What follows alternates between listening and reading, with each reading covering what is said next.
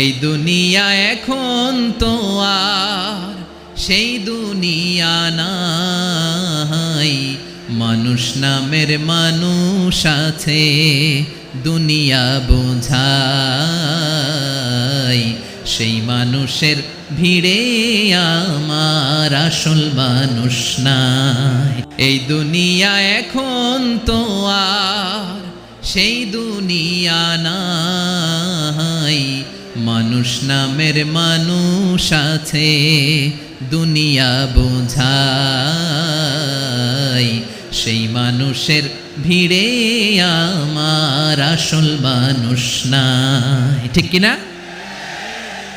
এই যে আমাদের বিশাল জনসংখ্যা, এই জনসংখ্যাকে কি করে জনসম্পদে রূপান্তরিত করা যায় এ ব্যাপারে কথা বল। আল্লাহ তাআলা ইরশাদ করছেন, ওয়ালাকাদ কাররামনা বনি আদম ওয়া হামালনাহুম ফিল বাররি ওয়াল বাহরি ওয়া রাযাকনাহুম মিনাত তাইয়্যিবাত ওয়া ফাদ্দালনাহুম আলা কাসীরিম মিম্মান খালাকনা তাফদীলা। পড়েন আল্লাহু আকবার। রব্বুল আলামিন বলেন, ওয়ালাকাদ কাররামনা বনি আদম, আমি বনি আদমকে সম্মানিত করেছি, বনি আদমকে মর্যাদা দিয়েছি। ওয়া হামালনাহুম ফিল বাররি ওয়াল বাহর, বনি আদমকে জলে স্থলে স্থলে এবং সমুদ্রে চলাচলের বাহন দিয়েছি। ওয়া রাযাকনাহুম মিনাত তাইয়্যিবাত, তাদেরকে পবিত্র রিজিকের বন্দোবস্ত করেছি। ওয়া ফাদ্দালনাহুম আলা কাসীরিম মিম্মান খালাকনা তাফদীলা, আর আমি আল্লাহ যাদেরকে সৃষ্টি করেছি তাদের মধ্য থেকে বনি আদমকে আমি শ্রেষ্ঠ বানিয়েছি, সবার চেয়ে সেরা। আমাদের মতো করে আল্লাহ কাউকে বানায় নাই। দুই পায়ে ভর করে শির দ্বারা এরকম স্ট্যান্ড রেখে মাথা উঁচু করে দাঁড়াতে পারে এরকম কোন প্রাণী পৃথিবীতে আছে? এজন্য আল্লাহ বলেন, ওয়ালাকাদ কাররামনা বনি আদম, আমি বনি আদমকে সম্মানিত করেছি, তাদেরকে আমি মর্যাদা দিয়েছি। তাদেরকে আমি যত মর্যাদা দিয়েছি আমার কোন সৃষ্টিকে এত মর্যাদা দেই নাই। পড়েন সুবহানাল্লাহ। I have dignified the status of the sons of Adam, আদমের সব সন্তানের মর্যাদা আমি বাড়িয়েছি। আল্লাহ এখানে বলেননি ওয়ালাকাদ কাররামনাল মুমিনিন, আমি মুমিনের মর্যাদা বাড়িয়েছি, বলেছেন? আল্লাহ এখানে বলেন নাই ওয়ালাকাদ কাররামনাল মুসলিমিন, আমি মুসলিমের মর্যাদা বাড়িয়েছি। আল্লাহ বলেছেন ওয়ালাকাদ কাররামনা বনি আদম, আমি বনি আদমের সম্মান বাড়িয়েছি। হোক সে মুমিন কিংবা কাফের, মুসলিম কিংবা মুশরিক, আস্তিক কিংবা নাস্তিক, আরব কিংবা অনারব, যেই হোক না কেন আদম সন্তান সবগুলার মর্যাদা বাড়ায় দিয়েছে কে? সবার মর্যাদা আল্লাহ বাড়িয়েছে। মানুষ হিসেবে মর্যাদা।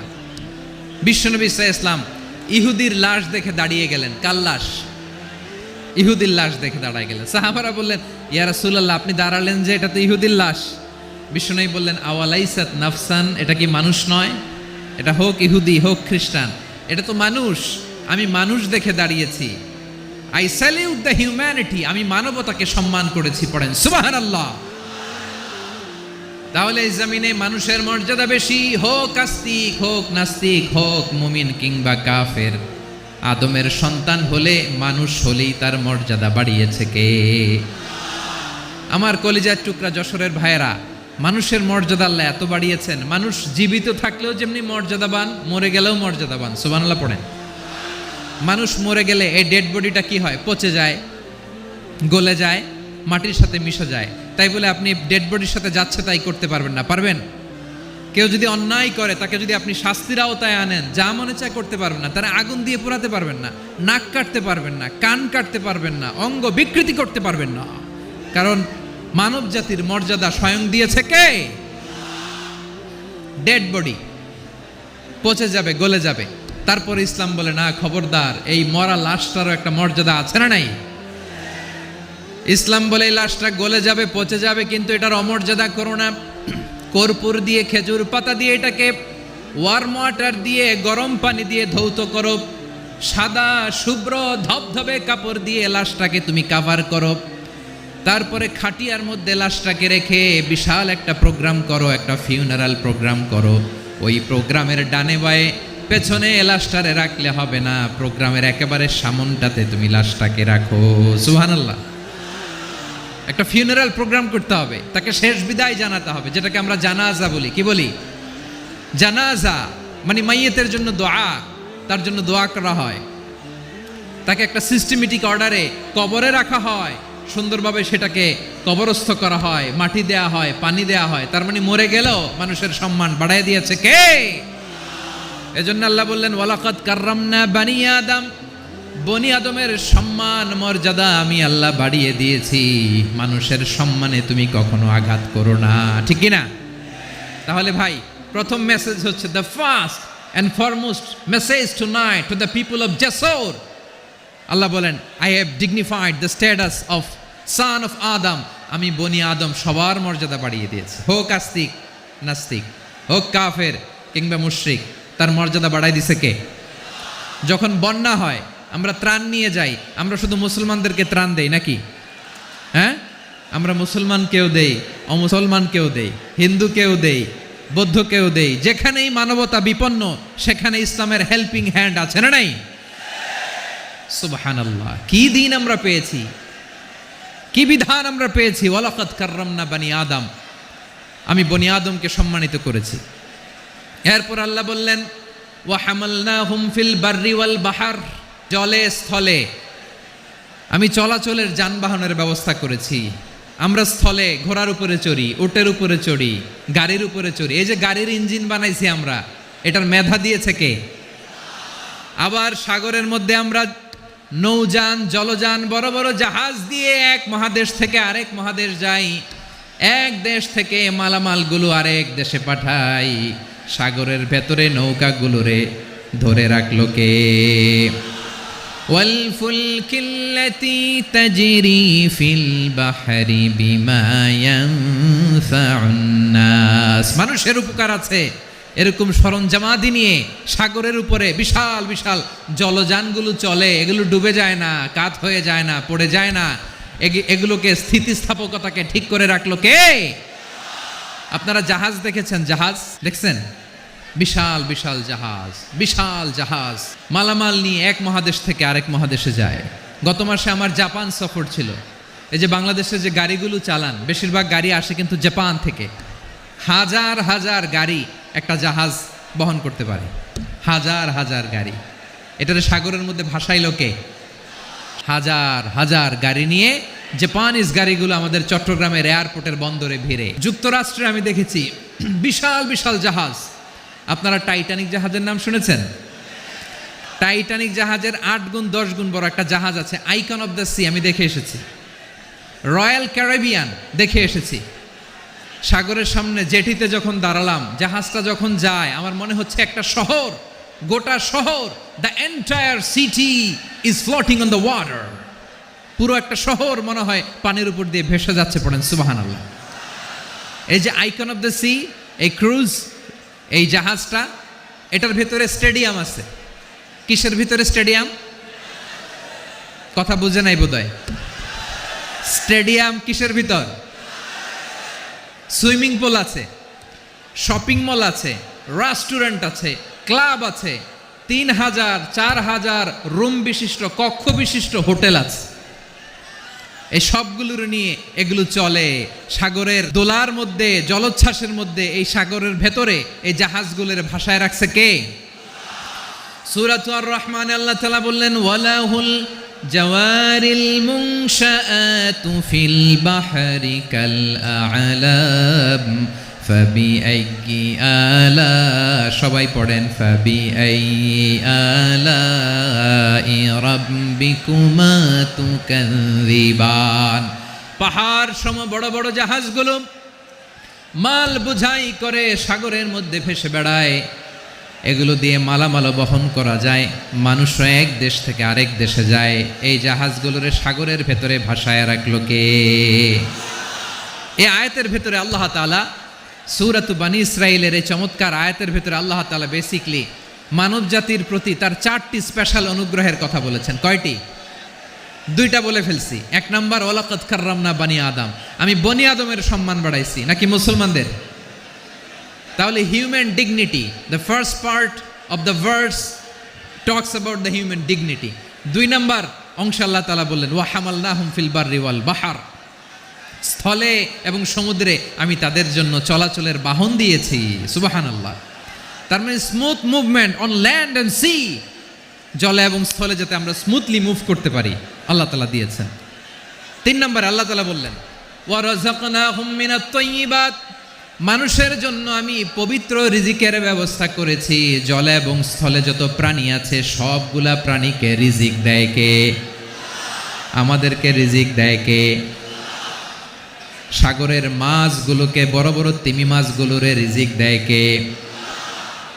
বাতাসের মধ্যে ভেসে বেড়ানো বড় বড় পাখিগুলো, স্ক্যান্ডিনেভিয়ান কান্ট্রি থেকে লক্ষ লক্ষ কোটি কোটি পাখিগুলো যে এক দেশ থেকে আরেক দেশে ট্রান্সফার হয়, এগুলোর রিজিক দেয় কে?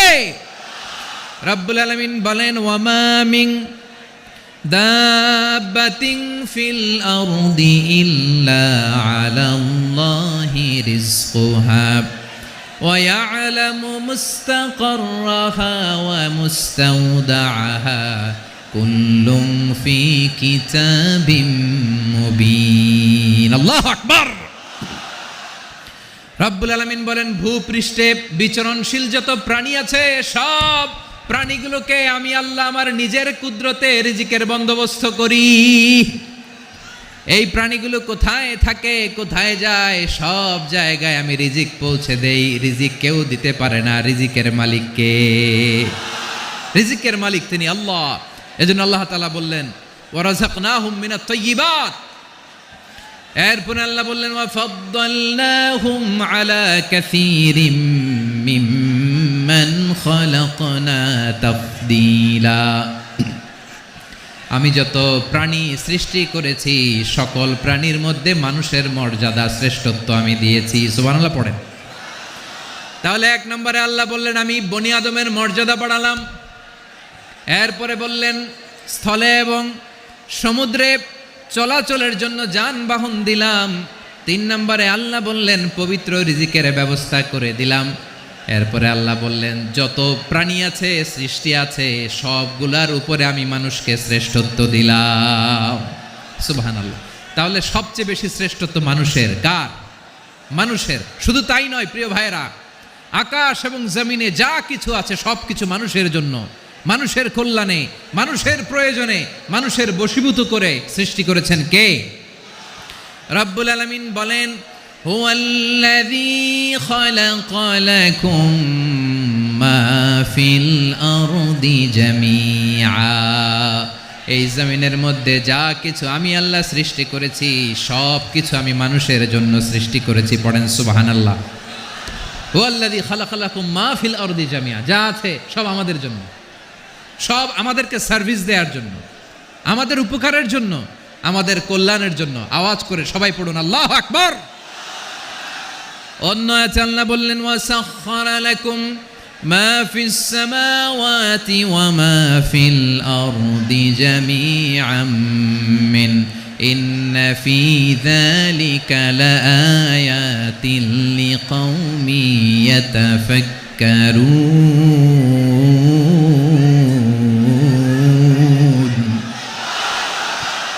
প্রথম আয়াতে আল্লাহ বললেন জমিনে যা আছে সব তোমাদের কল্যাণে আমি সৃষ্টি করলাম। এরপরে আল্লাহ বললেন আকাশেও যা আছে সব তোমাদের জন্য সৃষ্টি করলাম, তোমাদের অনুগত বানায় দিলাম। পড়েন সুবহানাল্লাহ। মানুষের কি ব্রেইন দেখেন, মানুষ জমিন ছেড়ে আকাশে চলে যায়। পাখি দেখে মানুষের শখ হলো পাখি যেহেতু উঠতে পারে আমরাও পারবো। অরবিল রাইট, উইলবার রাইট, 2 ভাই মিলে আঁকাঝোঁকা করতে করতে করতে করতে প্লেন বানায় ফেললো। কোন সুবহানাল্লাহ। এখন পাখিও ওরে, আমরাও ওরি। এরপরেই মানুষের কৌতূহল থামে না এখানে। মানুষ চলে গিয়েছে চাঁদে। কোথায় গেছে? এখন কিন্তু চাঁদে জমি বিক্রি হয় জানেন। পৃথিবী নিয়ে মারামারি শেষ। রাশিয়া আমেরিকা এখন ধরছে চাঁদ আর মঙ্গল গ্রহ। এখন চাঁদে জমি বিক্রি হয়, মঙ্গলে জমি বিক্রি হয়। এই চাঁদ, মঙ্গল, বৃহস্পতি, শনি সব আল্লাহ তাআলা আমাদের জন্য বানিয়েছেন। সুবহানাল্লাহ পড়েন। মানুষ সাগরের উপরে চড়ে, শূন্যে ভেসে বেড়ায়, পাহাড় কেটে সুড়ঙ্গ বানায়, টানেল বানায়। মানুষ ব্রডব্যান্ডের লাইন নিয়ে যায় সাগরের ভেতর দিয়ে, এক দেশ থেকে আরেক দেশে, এক মহাদেশ থেকে আরেক মহাদেশে। সুবহানাল্লাহ পড়েন। তার মানে গোটা বিশ্বের সব কিছুর উপরে control, superiority over all creatures, সব কিছুর উপর কন্ট্রোল, মনিটরিং, নিয়ন্ত্রণ, এটা প্রতিষ্ঠা করে দিয়েছে কে? এজন্যই মানুষের শ্রেষ্ঠত্ব। ওয়ালাকাদ কাররামনা বানি আদম, আমি বনি আদমের সম্মান বাড়িয়েছি, মর্যাদা আমি বাড়িয়ে দিয়েছি এ কারণে, কারণ মানুষ সব কিছুর উপর নিয়ন্ত্রণ নিতে পারে। মানুষকে নিয়ে এই কোরআনের সব আলোচনা, মানুষকে নিয়ে এই কোরআনের সব। তাই কোরআনের কেন্দ্রীয় আলোচ্য বিষয় হচ্ছে মানুষ। মানুষকে আল্লাহ স্বাধীনতা দিয়েছেন। ফামান শাআ ফালইউমিন ওয়া মান শাআ ফালইয়াকফুর। চাইলে মুমিন হতে পারো, চাইলে কাফের হতে পারো, তোমার ইচ্ছা। তবে জেনে রাখো, মুমিন হলে পাবা জান্নাত, কাফির হলে পাবা জাহান্নাম। নাও দ্য ডিসিশন ইজ ইয়ার্স। সিদ্ধান্ত তোমার, জান্নাতে যাবা না জাহান্নামে যাবা। মানুষকে আল্লাহ এত স্বাধীনতা দিয়েছেন, মানুষ চাইলে অনেক ভালো হইতে পারে। ভালোর রাস্তাও খোলা, খারাপ হওয়ার রাস্তাও খোলা। ভালো হইলে মানুষ অনেক ভালো, খারাপ হইলে অনেক খারাপ। ভালো হইলে সবচেয়ে ভালো, খারাপ হইলে সবচেয়ে খারাপ। এজন্য সিদ্ধান্ত আপনাকে নিতে হবে। আল্লাহ তাআলা বলছেন, লাকাদ খালাকনাল ইনসানা ফি আহসানি তাকওয়িম সুম্মা রাদাদনাহু আসফালা সাফিলিন। আমি মানুষকে অনেক সুন্দর অবয়বে, সুন্দর আকৃতিতে সৃষ্টি করেছি। তার শুধু চেহারার ডিজাইনটাই সুন্দর নয়, তার ব্রেনটা বড্ড সুন্দর, তার মানসিকতা বড্ড সুন্দর, তার সৃজনশীলতা বড্ড সুন্দর। পড়েন সুবহানাল্লাহ। আমাদের ব্রেনটা অনেক সফিস্টিকেটেড ব্রেন, অনেক সফিস্টিকেটেড। এই 1.5 কেজি ব্রেন ইউজ করে মানুষ গোটা বিশ্বে সভ্যতা বিনির্মাণ করেছে, ঠিক কিনা? এই ব্রেন আল্লাহ তাআলা আমাকে দিয়েছে। এটারে কাজে লাগালে, আপনার 6 সেন্স কাজে লাগালে আপনি অনন্য মানুষ হয়ে উঠবেন, মহামানবে রূপান্তরিত হবেন। মানুষ হতে পারে, চাইলেই মহামানব হতে পারে। আবার যদি মানুষ চায় খারাপও হতে পারে। আল্লাহ বললেন শুধু ভালোই না, ভালো হতে চাইলে অনেক ভালো তুমি হতে পারো, আবার খারাপ হতে চাইলে অনেক খারাপ তুমি হতে পারো। সুম্মা রাদাদনাহু আসফালা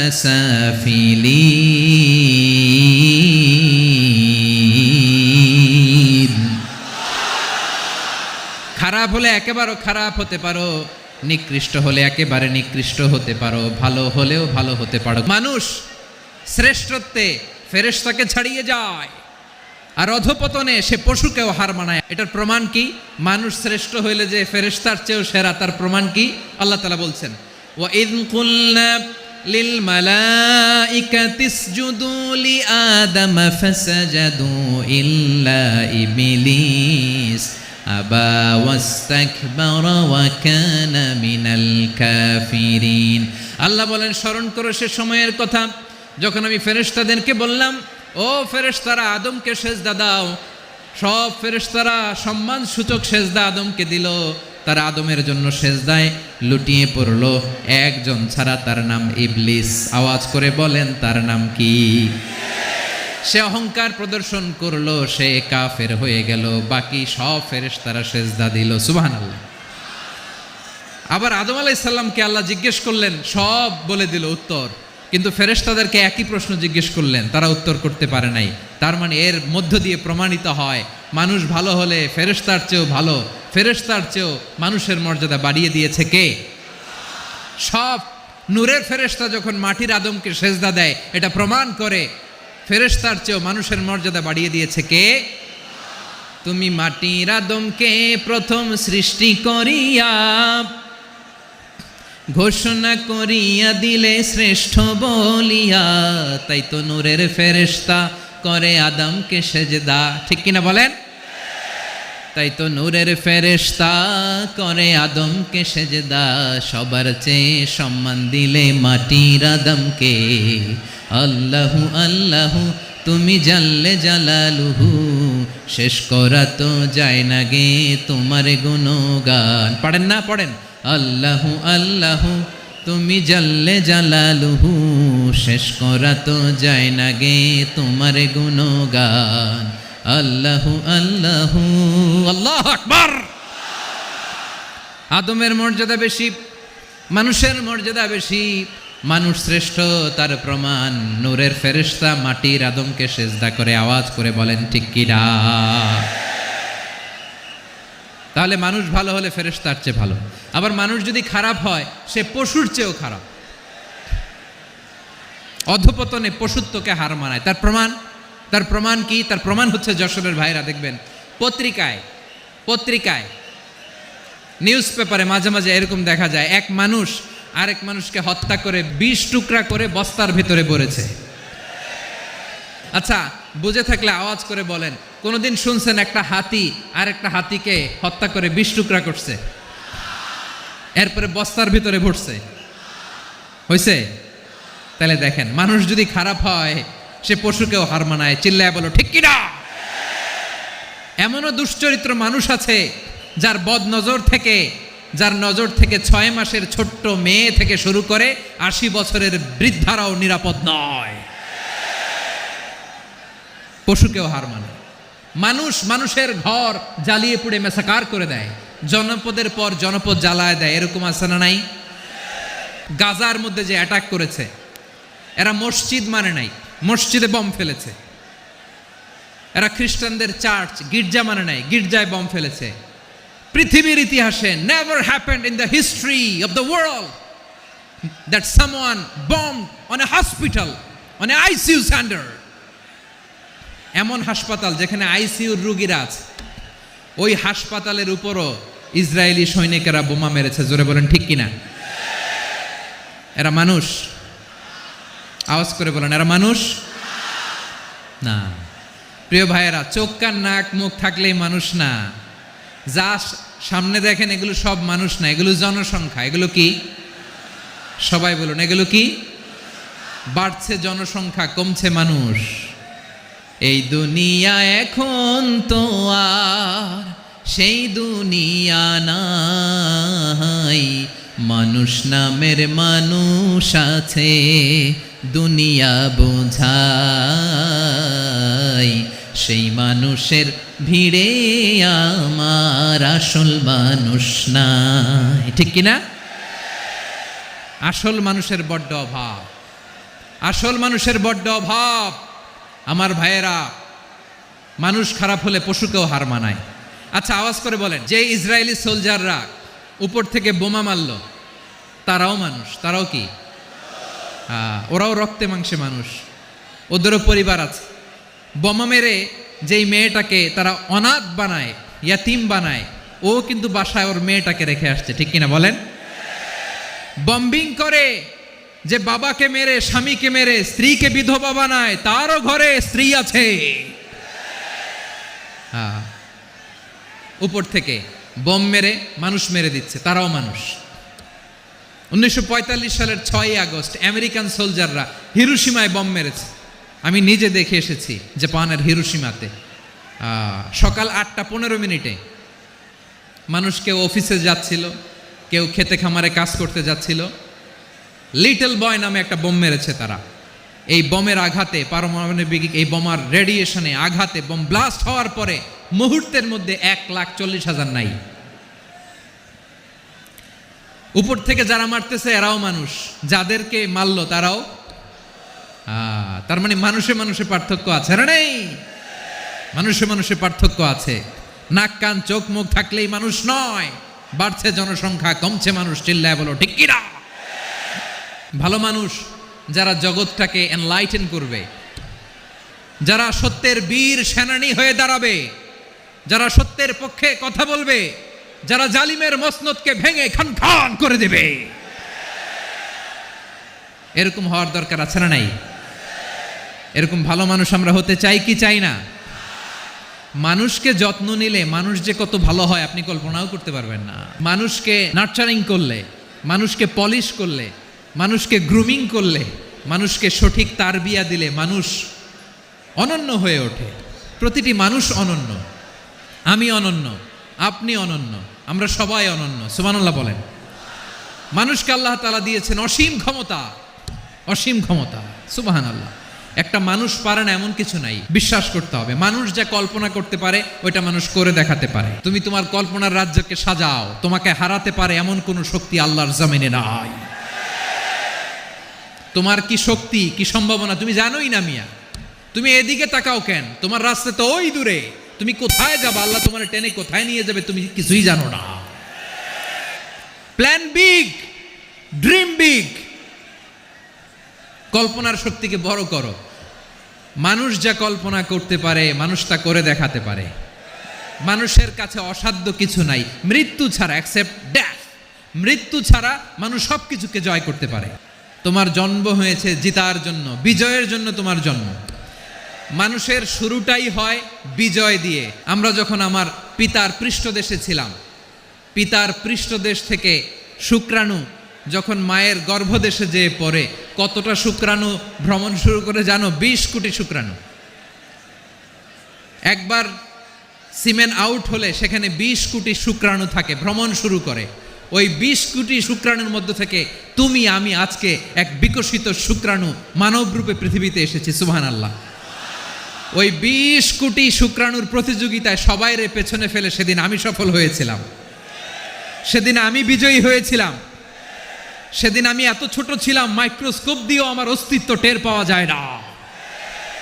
আমি এত তুচ্ছ ছিলাম, নগণ্য ছিলাম। আমার কান ছিল না, আমার চোখ ছিল না, আমার হাত ছিল না, আমার জন্য রিকমেন্ডেশন করার মতো মামু ছিল না, খালা ছিল না, কেউ ছিল না। তারপরেও ওই প্রতিযোগিতায়, ওই কম্পিটিশনে যখন আমারে কেউ হারাতে পারে নাই, আল্লাহর জমিনেও আমারে কেউ হারাতে পারে না।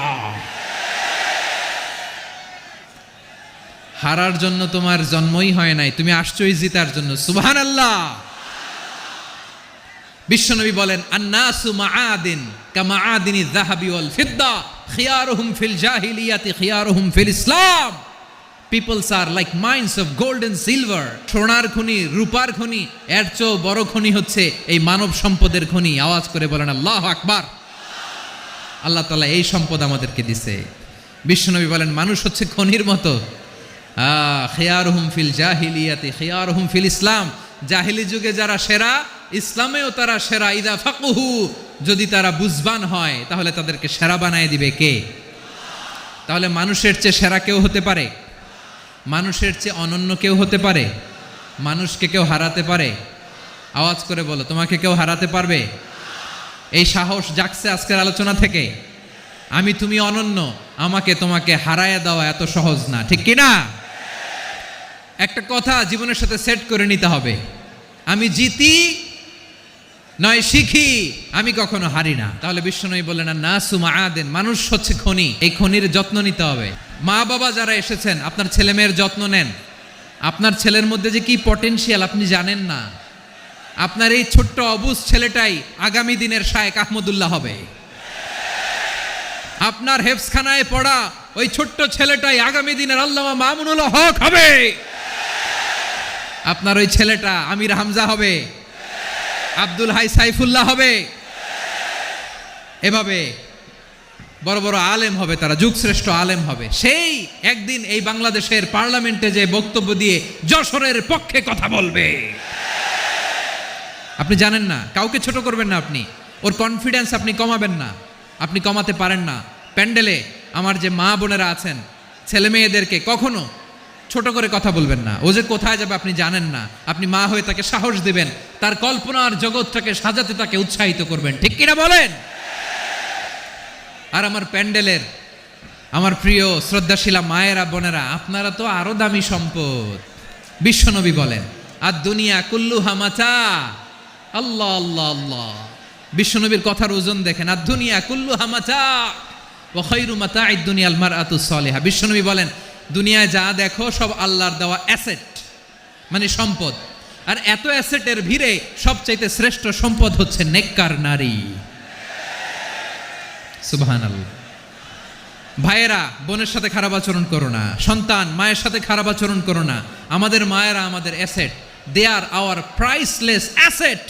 কারণ এই মায়েদের পেটে এসেছে আল্লাহর ওলিরা, এই মায়েদের পেটে এসেছে খান জাহান আলী, এই মায়ের পেটে এসেছে শাহজালাল ইয়ামানি, এই মায়ের পেটে এসেছে আল্লাহর সব নবীরা।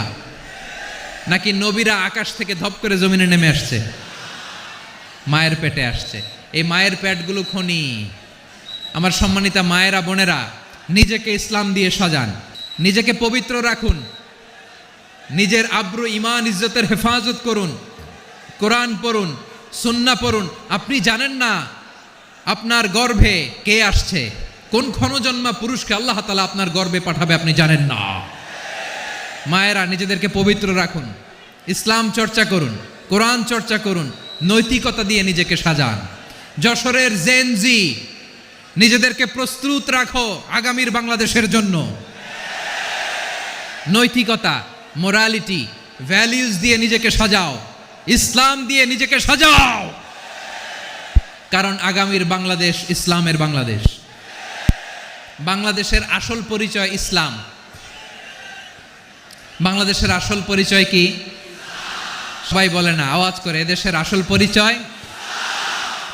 এদেশে আজান শুনে সূর্য ওঠে শহর গ্রামে, এদেশে আজান শুনে সূর্য ডুবে সন্ধ্যা নামে, এদেশে সকল কাজে সবাই বলে বিসমিল্লাহ, এদেশে ভালো কিছু দেখে শুনে হাসি মুখে সবাই বলে মাশা আল্লাহ, সুবহানাল্লাহ সুবহানাল্লাহ সুবহানাল্লাহ সুবহানাল্লাহ সুবহানাল্লাহ সুবহানাল্লাহ সুবহানাল্লাহ সুবহানাল্লাহ। ও নবীন তরুণ, তোমার কিসের এত ভয়? জেনে রেখো বাংলাদেশের আসল পরিচয়। বাংলাদেশের আসল পরিচয় ইসলাম। আওয়াজ তুলে বলো, আসল পরিচয় কি? এদেশে পরস্পরে দেখা হলে দেয় সালাম, এদেশে আমজনতার হৃদয় জুড়ে পাক্কা আলাম, ঠিক কি না? এদেশে বিপদ এলে সর্বজনে সর্বক্ষণে দোয়া পড়ে ইন্না লিল্লাহ সুবহানাল্লাহ সুবহানাল্লাহ সুবহানাল্লাহ সুবহানাল্লাহ। এদেশে আজান শুনে সূর্য ওঠে শহর গ্রামে, এদেশে আজান শুনে সূর্য ডুবে সন্ধ্যা নামে, এদেশে সকল কাজে সবাই বলে বিসমিল্লাহ, এদেশে ভালো কিছু দেখে শুনে হাসি মুখে সবাই বলে মাশা আল্লাহ সুবহানাল্লাহ। আওয়াজ করে সুবহানাল্লাহ সুবহানাল্লাহ সুবহানাল্লাহ সুবহানাল্লাহ। সবাই একসাথে সুবহানাল্লাহ সুবহানাল্লাহ সুবহানাল্লাহ সুবহানাল্লাহ। এদেশের আসল পরিচয় কি? আওয়াজ করে বলতে ভয় লাগে। এদেশের আসল পরিচয় কি? ইসলাম দিয়ে আমাদের সংসদ ভবন চলুক, আমরা চাই কি চাই না? বঙ্গভবনে লা ইলাহা ইল্লাল্লাহর পতাকা উড়ুক, আমরা চাই কি চাই না? প্রতিটি জেলা অফিসে, ডিসি অফিসে লা ইলাহার পতাকা ঝুলুক, আমরা চাই কি চাই না? মানুষকে যত্ন নিলে মানুষের মধ্যে যারা কি পটেনশিয়াল রেখেছে। আমি জাপানের দুইটা উদাহরণ দেই। জাপানে 2022 সালে জাপানের সাথে জার্মানির খেলা, ফিফা ওয়ার্ল্ড কাপ 2022, ওই খেলায় জিতেছিল জাপান। জিতেছিল 22 সালের এই ফিফা ওয়ার্ল্ড কাপে জাপান ফুটবল খেলায় জিতে as a part of their celebration তারা খেলার পরে পুরো স্টেডিয়ামটারে ক্লিন করে, the fan base of Japan. লক্ষ লক্ষ মানুষ খেলা দেখতে যায়, তো এত ডাস্টবিনও তো নাই, তো যারা ডাস্টবিনে জায়গা পায় নাই তারা এই যে চকলেটের প্যাকেট, পানির বোতল, চিপসের প্যাকেট তারা এদিকে সেদিকে রেখে দিয়েছে। জাপানের ভক্তরা, জাপানের ফলোয়াররা as a part of their celebration তারা খেলার পরে পুরো স্টেডিয়ামের সব ময়লা আবর্জনা ক্লিন করে তারপরে বিদায় নিয়েছে। তাদেরকে কি ক্লিন করার দায়িত্ব দেওয়া হয়েছিল? তারা কি স্টেডিয়ামের পরিচ্ছন্নতা কর্মী? তাদের আকল, তাদের সিক্স সেন্স তাদেরকে বলেছে। ছোটবেলা থেকে জাপান গভর্নমেন্ট ওদেরকে এত পরিচ্ছন্নতা শেখায়, ক্লিনলিনেস অ্যাওয়ারনেস ক্যাম্পেইন করায়। ক্লাসে আমি দেখেছি, ক্লাসে নিজের বেঞ্চ নিজে মুছে, ক্লাসের মাঝখানে একটা সময় দেয়, নিজের টেবিল নিজে মুছে, নিজের ক্লাসরুমটা নিজে পরিষ্কার করে। রাস্তাঘাটে একটা ধুলা নাই, ময়লা নাই, একটা টিস্যু নাই।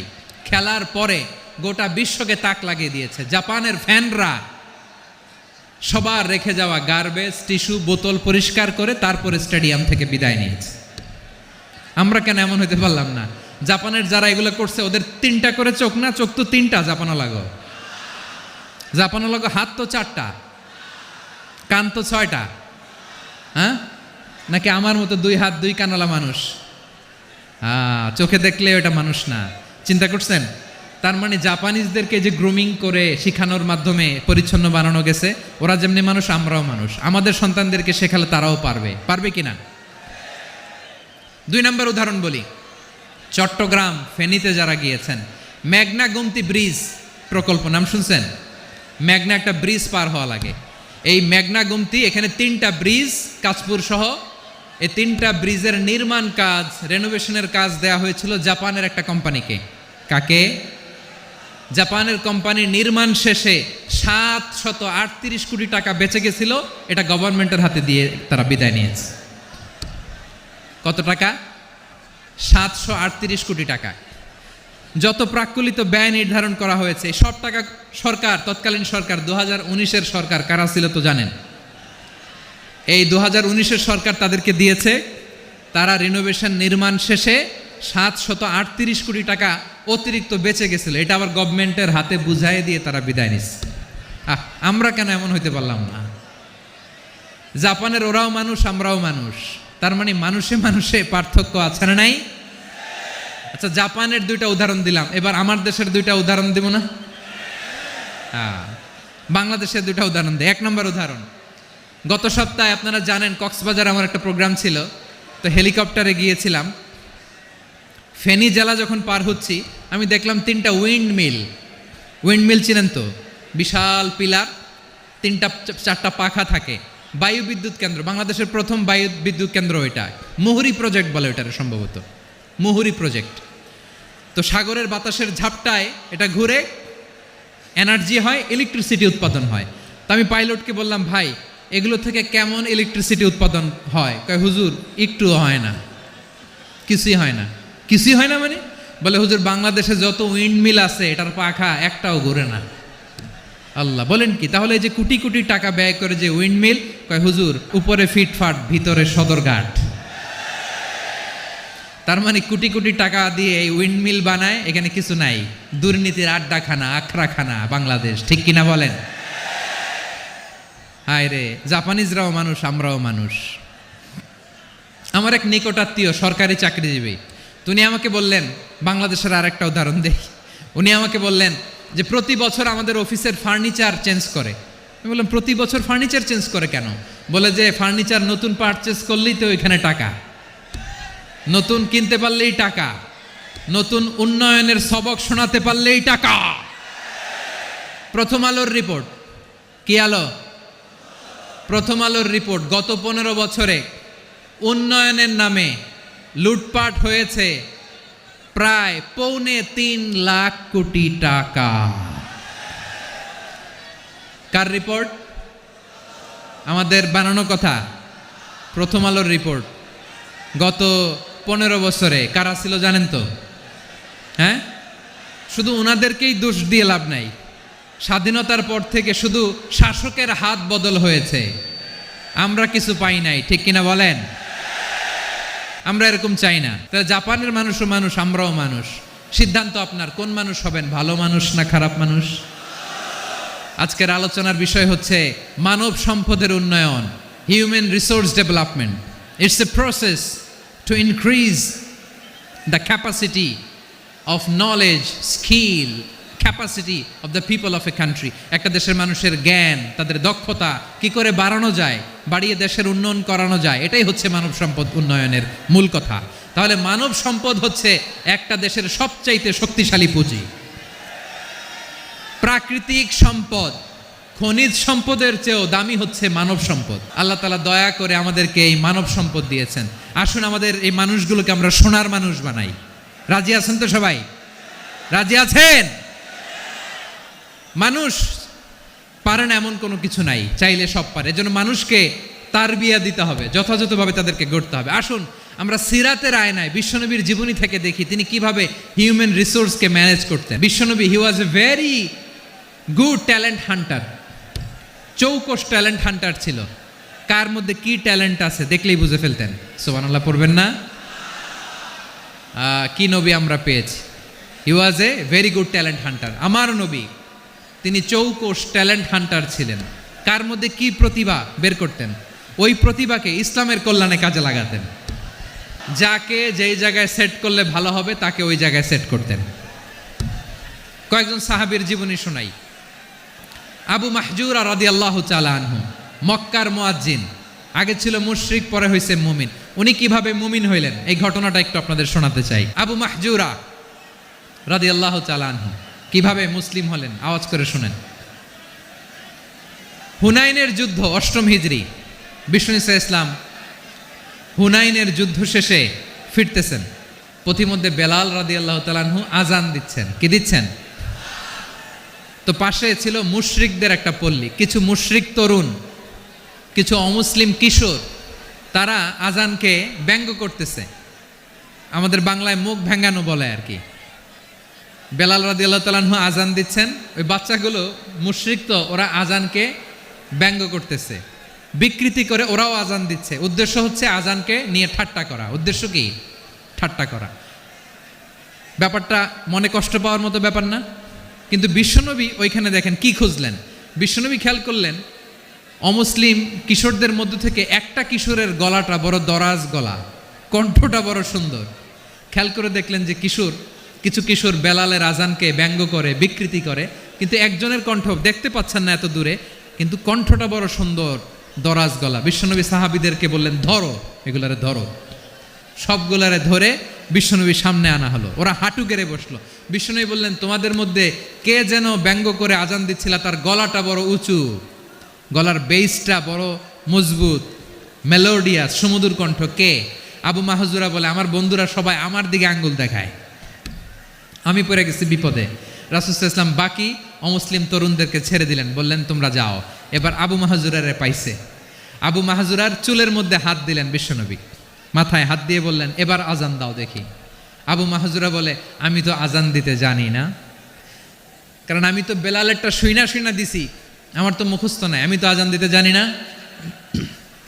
বিষ্ণু বললেন, জানো না? তাহলে আসো আমি তোমারে শিখাই দেই। সুবহানাল্লাহ পড়েন। আবু মাহজুরা হাঁটু গেড়ে বসে বিশ্বনবীর মোবারক হাত আবু মাহজুরার চুলের মধ্যে। বিশ্বনবী আজানের মুআল্লিম আবু মাহজুরাকে বলতেছে, ঠিক আছে তোমারে শিখাই দিচ্ছি, আমি যা যা বলবো আমার সাথে সাথে বলো, পারবা? আবু মাহজুরা বলে, পারবো। বিশ্বনবী আজান দিচ্ছেন মাথায় হাত দিয়ে, আল্লাহু আকবার, আল্লাহু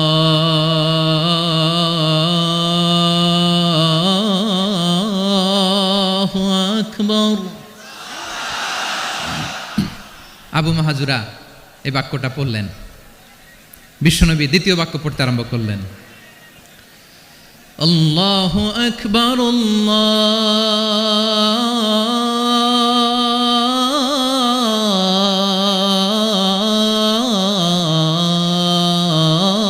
আল্লাহু আকবার। আবু মাহজুরা এই বাক্যটা বললেন। বিশ্বনবী আবু মাহজুরার মাথার মধ্যে হাত দিয়ে তৃতীয় বাক্য পড়লেন, আশহাদু আল্লা ইলাহা ইল্লাল্লাহ,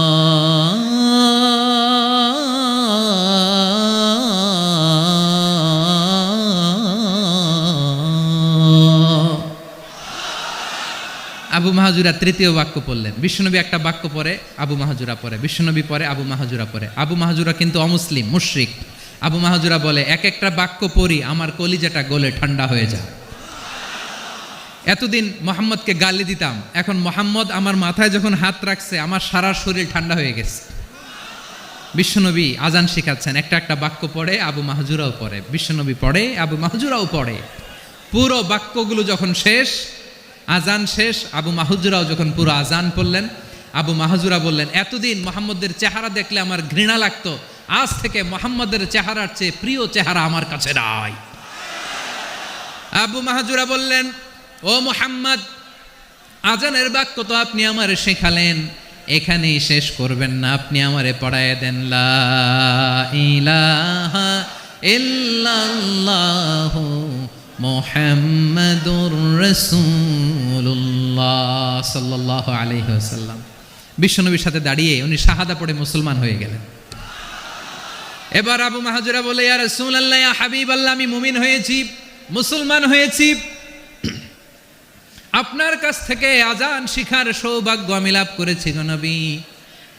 আমার কণ্ঠের বড় তারিফ করেছেন, আপনি আমার আজানকে আপনি পছন্দ করেছেন। একটা জিনিস আপনার কাছে চাই, আপনি আমাকে মক্কার মসজিদুল হারামের মুয়াজ্জিন হিসেবে অ্যাপয়েন্ট করে দে।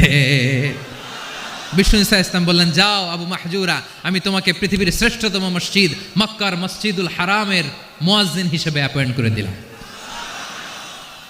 দেখছেন কিভাবে ট্যালেন্ট হান্টিং করতে হয়, কিভাবে হিউম্যান রিসোর্স মানব সম্পদকে ব্যবহার করতে হয়। আসছিল আজানকে ভেঙ্গাইতে, আসছিল কেন? আজানকে ব্যঙ্গ করার জন্য, বিকৃত করার জন্য। আজানকে বিকৃত করতে যে ইসলামের সবচাইতে শ্রেষ্ঠ মসজিদের মুয়াজ্জিন হয়ে গেল। পড়েন সুবহানাল্লাহ। হযরত আবু মাহজুরা রাদিয়াল্লাহু তাআলা আনহু ওনার এই সুললিত কণ্ঠ ব্যবহার করে মসজিদুল হারামে এত সুন্দর করে আল্লাহু আকবার বলে আজান দিতেন, মানুষগুলোর, মুসল্লিগুলোর, মক্কাবাসীর হৃদয়কে তিনি বিগলিত করে দিতেন। মানুষের হৃদয়কে ঠান্ডা হয়ে যেত। শুধু এখানেই শেষ না আমার যশোরের ভাইয়েরা, বিশ্বনবী যখন সাইয়েদনা আবু মাহজুরা রাদিয়াল্লাহু তাআলা আনহুকে আজান শিখাচ্ছিলেন, বলেন তো বিশ্বনবীর হাতটা কোথায় ছিল? আবু মাহজুরার মাথার সামনে, এই চুলের উপরে ছিল। আবু মাহজুরা ওই স্মৃতিটাকে ধারণ করবার জন্য, ওই স্মৃতিকে বহন করার জন্য বিশ্বনবীর মোবারক হাত আবু মাহজুরার কপালের চুলের যেই জায়গায় লেগেছে, মৃত্যুর আগের দিন পর্যন্ত আবু মাহজুরা মাথার ওই চুলে কোনোদিন ছুরি আর কামার লাগায় নাই, সেখানে কেচি লাগায় নাই, চুলের মধ্যে খুর লাগায় নাই। আবু মাহজুরা ডান দিকের চুল কাটতো, বাম দিকের চুল কাটতো, পেছনের চুল কাটতো, সামনের চুল কাটতো না।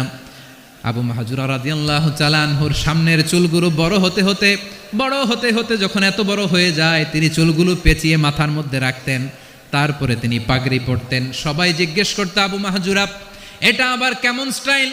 দেখতে তোমারে কি বিদঘুটে লাগে? কেমন অড লাগে? কেমন খারাপ দেখা যায়?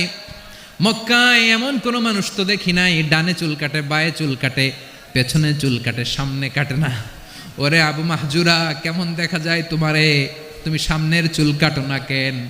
আবু মাহজুরা বলে, আমি হাঁটু গেড়ে পেয়ারা নবীর সামনে বসেছিলাম, আমার এই মাথার চুলের মধ্যে মুবারক হাত লাগিয়ে বিশ্বনবী নিজে আমাকে আজানের প্রতিটা বাক্য শিক্ষা দিয়েছেন। বিশ্বনবীর মোবারক হাত, পবিত্র হাত আমার মাথার চুলের যেই জায়গায় লেগেছে, আমি চাই ওই চুলগুলা নিয়ে আমি আমার কবরের ভিতরে যাব।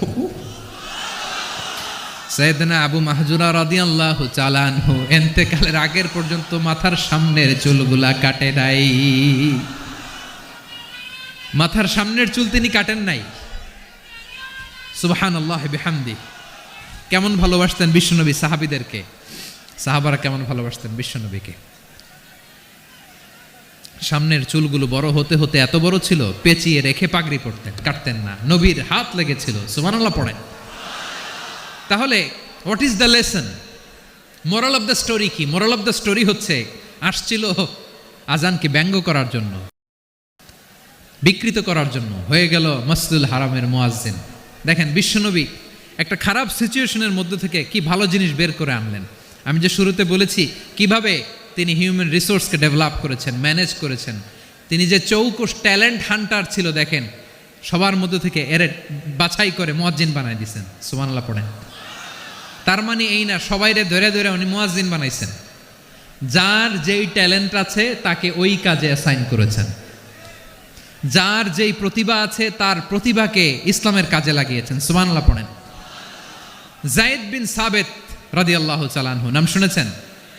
বিশ্বনবী দেখলেন মদিনার এই আনসারী সাহাবী হাইলি ট্যালেন্টেড, ইন্টেলেকচুয়াল, মেরিটোরিয়াস, জ্ঞানের প্রতি তার আকর্ষণ, মারাত্মক আকর্ষণ। বিশ্বনবী তাকে দায়িত্ব দিলেন, কোরআন যা নাজিল হয় তুমি লিখো, কাতিবুল ওয়াহি বানায় দিলেন। সুবহানাল্লাহ। যায়েদ বিন সাবিতরে আবার আজান শেখান নাই, কারণ তার মধ্যে বিশ্বনবী প্রতিভা দেখেছেন, একাডেমিক প্রতিভা। বিশ্বনবীর একাডেমিক প্রজেক্টগুলো তিনি হ্যান্ডেল করতেন। যায়েদ বিন সাবিত ছিল বিশ্বনবীর ব্যক্তিগত সচিব। কি ছিল? ব্যক্তিগত সচিব। বোঝেন নাই? বিশ্বনবীর ব্যক্তিগত সচিব এবং দোভাষী। ইহুদিরা কিছু লিখে দিলে এটার অর্থ বিশ্বনবীরে বুঝায় দিতেন, আবার ইহুদিদের কাছে কিছু লিখতে হলে তিনি লিখে দিতেন। বিশ্বনবী একদিন বললেন, ইন্নী ওয়াল্লাহি মা আমানু ইয়াহুদা আলা কিতাব। ইহুদিরা যে চিঠি পাঠায় অর্থ তো বুঝি না, আরেক ইহুদি আইনে অর্থ করা লাগে। আবার ইহুদিদের কাছে কিছু লিখে পাঠাইতে চাইলে আমরা তো লিখতে পারি না, ইহুদিরে দিয়ে লেখা লাগে। ওরা যে পয়রা শোনায় লিখে দেয়, আমি ওদের বিশ্বাস করি না। আমার নিজের একজন লোক দরকার। বিশ্বনবী এই যায়েদ বিন সাবেতকে চুজ করলেন ল্যাঙ্গুয়েজের জন্য। উনি বললেন, যায়েদ, তোমার সফট স্কিলকে ডেভেলপ করতে হবে, তুমি হিব্রু ল্যাঙ্গুয়েজ শিখে ফেলো। যায়েদ বিন সাবেত বলল, বিশ্বনবীর মোটিভেশন আর ইন্সপিরেশন পেয়ে আমি 15 দিনে ইহুদিদের এই হিব্রু ল্যাঙ্গুয়েজ শিখে ফেললাম। শুধু শিখে ফেললাম না, হাত্তা হাদিকতু, even I became master in the language. এই ভাষা আমি পারদর্শী হয়ে গেলাম। এরপরে ইহুদিরা চিঠি লিখে পাঠালে আর কোনো ইহুদি ডাকা লাগতো না, আমি নবীর এটার অর্থ শুনে পরে বুঝাই দিতাম। আবার ইহুদিদের কাছে চিঠি লেখা লাগলে আমি যায়েদ বিন সাবেত চিঠি লিখে দিতাম। সুবহানাল্লাহ। দেখেন, এত সাহাবীর মধ্য থেকে বিশ্বনবীর একাডেমিক প্রজেক্ট, ব্যক্তিগত সচিব, দোভাষী হিসেবে তিনি যায়েদ বিন সাবেতের মতো তরুণকে নির্বাচিত করেছেন। কেমন ট্যালেন্ট হান্টার ছিল আমার নবী! সুবহানাল্লাহ পড়বেন না? বিশ্বনবীর ইন্তেকালের পরে সাইয়েদনা আবু বকর রাদিয়াল্লাহু তাআলা আনহু যখন খলিফা হয়ে আসলেন, কোরআনকে সংকলনের দায়িত্ব দেয়া লাগবে, কোন সাহাবীকে দিবেন? সব সাহাবারা মিলে পরামর্শ করলেন। সাইয়েদনা আবু বকর, ওমর সবাই মিলে এই বিশাল কোরআন সংকলনের গুরু দায়িত্ব বিশ্বনবীর ব্যক্তিগত সচিব, বিশ্বনবীর দোভাষী, বিশ্বনবীর সিলেক্ট করাই লোক যায়েদ ইবনে সাবেত রাদিয়াল্লাহু তাআলা আনহুকে দিয়েছে। এই যে আজকের যে কোরআন পড়েন, এটা আগে এরকম ছিল না। কোরআন নাজিল হলে সাহাবারা চামড়ার, ওটের চামড়ায় লিখে ফেলতো, ওটের চ্যাপ্টা হাড্ডির মধ্যে লিখে ফেলতো, গাছের গুড়ির মধ্যে লিখে ফেলতো, বিভিন্ন জনের কাছে ছড়ানো ছিটানো ছিল। আবু বকর রাদিয়াল্লাহু তাআলা আনহু একসাথে করলেন, পরবর্তীতে উসমান রাদিয়াল্লাহু তাআলা আনহু একসাথে করলেন। 114 সূরার এখন এই মুসহাফ, এই কম্পাইলেশন, এই কপি আমরা পেয়েছি, যার হিউজ কন্ট্রিবিউশন ছিল। এই পুরো কোরআন কম্পাইলেশনের প্রজেক্ট ম্যানেজার ছিল যায়েদ বিন সাবেত রাদিয়াল্লাহু তাআলা আনহু। কোরআন কম্পাইলেশনের প্রজেক্ট ম্যানেজার। দেখেন, উনারে মাথায় হাত দিয়ে আজান শিখায় নাই। সুবহানাল্লাহ কইবেন না? তাহলে প্রথম সাহাবী আবু মাহজুরাকে মুয়াজ্জিন বানাইলেন, যায়েদ বিন সাবেতকে ব্যক্তিগত সচিব আর দোভাষী বানালেন, মুসআব ইবনে উমাইর রাদিয়াল্লাহু তাআলা আনহুকে ইসলামের প্রথম অ্যাম্বাসেডর বানালেন। কি নাম? He was the first ambassador in Islam. ইসলামের প্রথম ডিপ্লোম্যাট, ইসলামের প্রথম কূটনৈতিক মুসআব ইবনে উমাইর, মক্কার তরুণ যুবক। উনি পারফিউম লাগাইলে মানুষ দেখলেই বুঝতো এটা মুসআব লাগাইছে। এমন স্মার্ট, ড্যাশিং ফেস, এমন পার্সোনালিটির মানুষ ছিল মুসআব রাদিয়াল্লাহু তাআলা আনহু। কারণ যিনি ইসলামের স্পোকম্যান হবেন, মুখপাত্র হবেন, তার স্মার্ট হওয়ার দরকার আছে না নাই? আকাবার প্রথম শপথ যখন হলো, তাদের সাথে বিষ্ণু ঈসা ইসলাম মদিনাতে একজন মুখপাত্র পাঠালেন, ডিপ্লোম্যাটকে পাঠালেন, অ্যাম্বাসেডর অফ ইসলাম। তিনি হচ্ছেন মুসআব ইবনে উমাইর। পড়েন সুবহানাল্লাহ। জুমার বিধান নাজিল হয়েছে, কিন্তু মক্কায় পরিবেশ নাই জুমা পালনের। বিষ্ণু ঈসা ইসলাম একজনকে দিয়ে খবর পাঠালেন, যাও মদিনায় মুসাবকে যে বলো, মুসাব তো আমার শিক্ষক, আমার স্পোকম্যান, মদিনাতে যেন তারা জুমা কায়েম করে। বিশ্বনবীর আগেই মুসআব মদিনার মুসলিমদেরকে নিয়ে মদিনায় প্রথম জুমা কায়েম করে ফেলছে। কোন সুবহানাল্লাহ। ডিপ্লোম্যাটদের কেমন হইতে হয়, অ্যাম্বাসেডারের কেমন হইতে হয়, মুসআব রাদিয়াল্লাহু তাআলা আনহুর কাছ থেকে শিখে নাও। তাহলে মুসআব রাদিয়াল্লাহু তাআলা আনহুকে বিশ্বনবী ল্যাঙ্গুয়েজ শিখান নাই, সফট স্কিল শিখান নাই। যায়েদ রাদিয়াল্লাহু তিনি হিব্রু ল্যাঙ্গুয়েজ শিখেছেন, সুরিয়ানি শিখেছেন, কিন্তু মুসআবকে তিনি বানিয়েছেন the spokesman of Islam, the first diplomat, the ambassador of Islam. আব্দুল্লাহ ইবনে আব্বাস রাদিয়াল্লাহু তাআলা আনহু বিশ্বনবীর কাজিন, চাচাতো ভাই। আবার মাইমুনা রাদিয়াল্লাহু তাআলা আনহু, মাইমুনা নবীর স্ত্রী, তিনি ছিলেন আব্দুল্লাহর আপন খালা। তো নবীর বউ যদি ওনার খালা হয়, নবী তার কি খালু। তাহলে সম্পর্ক অনেক গভীর, কাজিন আবার খালু। ছোট্ট মানুষ, তাই রাতে মাঝে মাঝে ঘরে থাকতো। বিশ্বনবী দেখলেন আব্দুল্লাহ যেহেতু আমার ঘরে ঢুকতে পারে, আব্দুল্লাহরে এই উম্মতের বড় শিক্ষাবিদ বানাইতে হবে। তাই আব্দুল্লাহ ইবনে আব্বাসকে বিশ্বনবী হাতে কলমে শিক্ষা দিয়েছেন। তো বিশ্বনবী রাতে যখন তাহাজ্জুদ পড়তেন, ছোট্ট আব্দুল্লাহ ঘরে থাকতো। বুঝতে পেরেছেন? ছোট্ট মানুষ তো ঘরে থাকতো। তো বিশ্বনবী তাহাজ্জুদের জন্য একবার দাঁড়িয়েছেন, ছোট্ট আব্দুল্লাহ ওযু করে দাঁড়াইছে। আচ্ছা বলেন তো, ইমাম আর মুসল্লি মোট যদি দুইজন হয়, একজন ইমাম একজন মুসল্লি, তো মুসল্লি ইমামের কোন দিকে দাঁড়াবে? ডানে দাঁড়াবে। ছোট্ট আব্দুল্লাহ বোঝে নাই, বিশ্বনবী তাহাজ্জুদ শুরু করেছেন, উনি একতেদা করছেন আর দাঁড়াইছেন বায়ে। কোথায় দাঁড়িয়েছেন?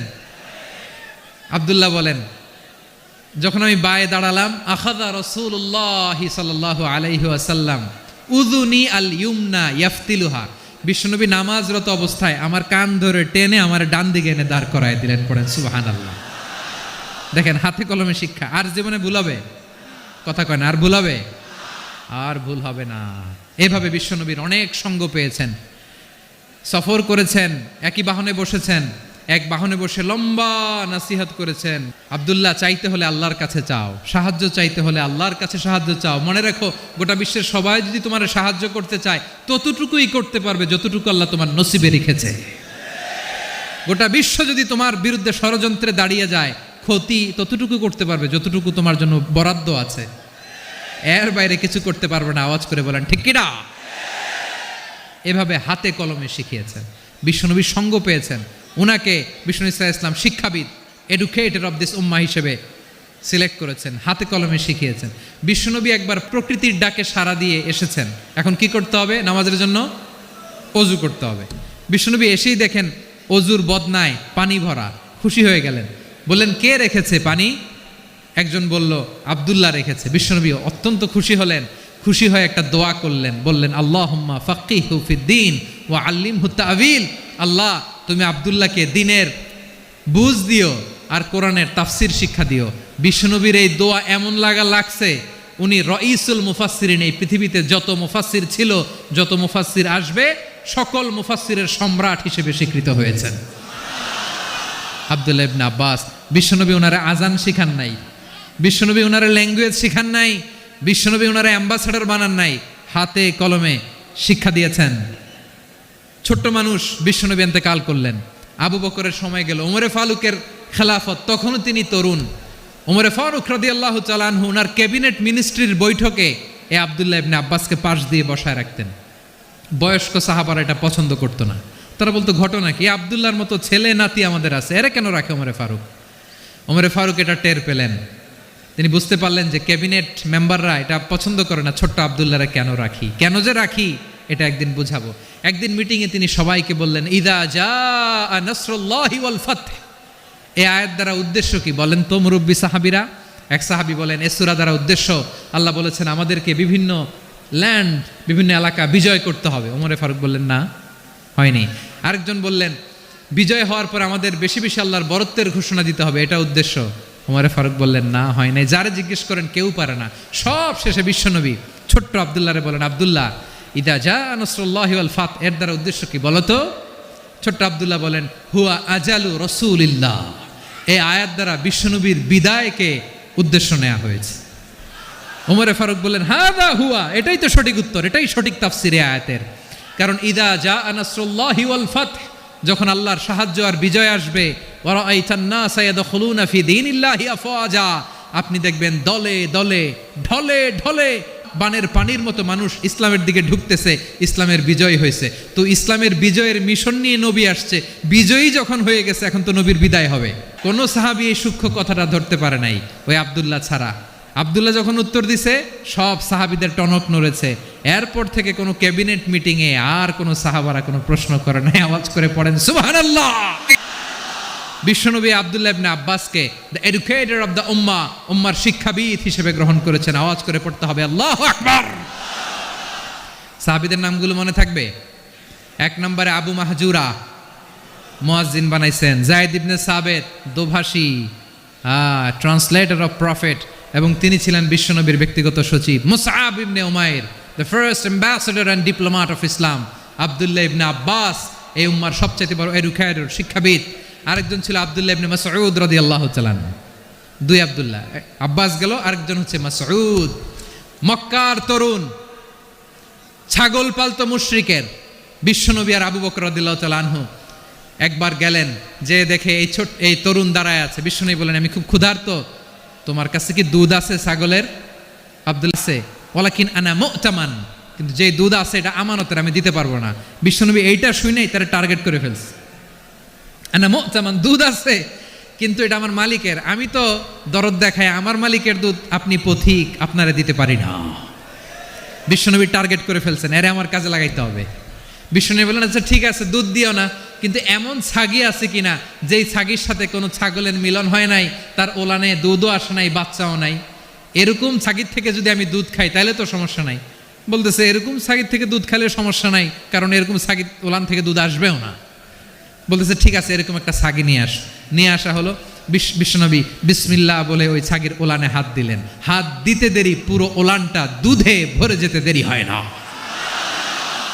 বিশ্বনবী আর আবু বকর রাদিয়াল্লাহু তাআলা আনহু দহন করে পেট ভরে খেলেন। এই দৃশ্য আব্দুল্লাহ ইবনে মাসউদের হৃদয়ে দাগ কাটলো। এই মুআজিজা দেখে তিনি বললেন, আশহাদু আল্লা ইলাহা ইল্লাল্লাহ ওয়া আশহাদু আন্না মুহাম্মাদুর রাসূলুল্লাহ। তিনি ষষ্ঠ মুসলিম ছিলেন, 6 নম্বর মুসলমান। ওনাকে টার্গেট করে বিশ্বনবী দেখলেন এমন ইন্টেলেকচুয়াল ব্রেন, উনি সূক্ষ্ম সূক্ষ্ম জিনিস বুঝে বেশি, ফিকহি জ্ঞান ওনার মধ্যে বেশি। বিশ্বনবী ওনাকে কোরআনের জ্ঞান শিক্ষা দিতে লাগলেন।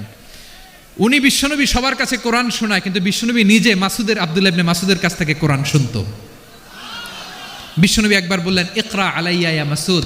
ইবনে মাসউদ একবার শোনাও তো কোরআন দেখি। আব্দুল্লাহ ইবনে মাসউদ বলে, আকরাউ আলাইকা ওয়া আলাইকা উনজিল। নবী, আপনার উপর কোরআন নাজিল হয় আর আমি আপনার সামনে কোরআন পড়ব। বিশ্বনবী বললেন, ইন্নী উহিব্বু আন আসমাআহু মিন গায়রি। আমি নিজে পড়তে যেমনি ভালোবাসি, অন্যে পড়ুক আমি শুনবো, এটাও আমি ভালোবাসি। সূরা নিসা তিনি তেলাওয়াত করে শুনিয়েছেন। এমন সূক্ষ্ম সূক্ষ্ম বিষয় বিশ্বনবী ওনাকে ধরিয়ে দিয়েছেন। উনি হয়ে গিয়েছেন আব্দুল্লাহ ইবনে আব্বাস, হয়েছেন রাইসুল মুফাসসিরিন, উনি হয়ে গিয়েছেন ফাকিহুল উম্মাহ। ওনার চাইতে বড় ফকি এই পৃথিবী আর দেখবে না। চিল্লায় বলেন সুবহানাল্লাহ। উনি বলতেন, ওয়াল্লাহি ইল্লাযী লা ইলাহা গায়রু মা উনজিলাত সূরাতুন ইল্লা ওয়া আনা আ'লামু আইনা উনজিলাত ওয়া ফীমা উনজিলাত। বিশ্বনবী এমনভাবে কোরআনের দার্স আমাকে দিয়েছেন, কোরআনে যত সূরা নাজিল হয়েছে, যেখানে নাজিল হোক না কেন আমি জানি এটা কোথায় নাজিল হয়েছে এবং কোন প্রেক্ষাপটে নাজিল হয়েছে। এমন একটা সূরা নাই যে সূরার কোথায় নাজিল হয়েছে আমি মাসুদের জানা নাই, কোন প্রেক্ষাপটে নাজিল হয়েছে আমার জানা নাই। এরকম ঘটবে না। চিল্লায় বলেন আল্লাহু আকবার। এই আব্দুল্লাহ ইবনে মাসউদ রাদিয়াল্লাহু তাআলা আনহু ওমরে ফারুকের সময় কুফার চিফ জাস্টিস ছিলেন। কুফা নগরীর চিফ জাস্টিস। চিফ জাস্টিস বোঝেন নাই? বিচারপতি। কি ছিলেন? সবাই বলে নাই, কি ছিলেন? বিচারপতি ছিলেন। এবং ওনার যে ফিকহি জ্ঞানের ধারা, এটাই আলকামা, ইব্রাহিম আন-নাখাই, হাম্মাদ ইবনে সুলাইমান হয়ে ইমাম আবু হানিফা পর্যন্ত পৌঁছেছে। এবং ওনার ফিকহি জ্ঞানের ধারাই হানাফি মাযহাবে অ্যাকসেপ্ট হয়েছে। আজও এগুলো হানাফি মাযহাবে চর্চিত হয়। হানাফি মাযহাবের সব ফিক আব্দুল্লাহ ইবনে মাসউদের ফিকহি জ্ঞানের ধারা থেকে নেওয়া হয়েছে। চিল্লায় পড়েন সুবহানাল্লাহ। তাহলে উনাকে বিশ্বনবী বানিয়েছেন জুরিস্ট, আইনবিদ, ফাকিহ। উনারে আজান শিখান নাই। হিউম্যান রিসোর্স ডেভেলপমেন্ট কিভাবে করবেন, মানব সম্পদের উন্নয়ন কিভাবে করতে হয়, কিভাবে যার যেখানে প্রতিভা কাজে লাগাতে হয় উনি দেখিয়েছেন। সুবহানাল্লাহ পড়বেন না? খালিদ বিন ওয়ালিদ কি ছিলেন? বীর যোদ্ধা। কিন্তু তিনি ইসলাম ধর্ম গ্রহণ করেছেন অনেক দেরিতে, 8ম হিজরিতে। তার মানে 8ম হিজরির আগে উনি মুশরিকদের পক্ষে লড়াই করেছেন। ওনার হাতে কত মুসলিম সাহাবী যে নিহত হয়েছে হিসাব নাই। বিশ্বনবী টার্গেট করে রাখছে, তুমি আমাদের মুসলিমদের এত ক্ষতি করলা, তুমি যখন মুসলমান হবা তোমার দিয়ে আমি এমন কাম করামু যেটা আর কেউ করতে পারবে না। খালিদ বিন ওয়ালিদ রাদিয়াল্লাহু তাআলা আনহু 8ম হিজরিতে মুসলিম হয়েছেন, মক্কা বিজয়ের আগে। তো মক্কা বিজয়ের আগে যখন মুসলিম হয়েছেন, এর আগে কি করছেন? কাফিরদের সাথে যুদ্ধ করেছেন। উনি উহুদের যুদ্ধে মুসলমানদের যে পরাজয় ভাব, কঠিন পরিস্থিতির মুখোমুখি ওনার কারণে পেছন থেকে এমন আতর্কিত আক্রমণ করেছেন, মুসলমানদেরকে কচুকাটা করেছেন। 8ম হিজরিতে আল্লাহ তাআলা হেদায়েতের নূর দিয়ে ওনার হৃদয়টাকে উজালা করে দিলেন। লা ইলাহা, এটা এমন বাণী যার হৃদয়ে একবার টাচ খাবে, এইটা থেকে সে আর পালিয়ে বেড়াতে পারে। ঝিনুকের ভেতর লুকিয়ে থাকে যেমন মতি, ঝিনুকের ভেতর লুকিয়ে থাকে যেমন মতি, কলমা শাহাদাতে আছে আল্লাহর জ্যোতি, কলমা শাহাদাতে আছে আল্লাহর জ্যোতি।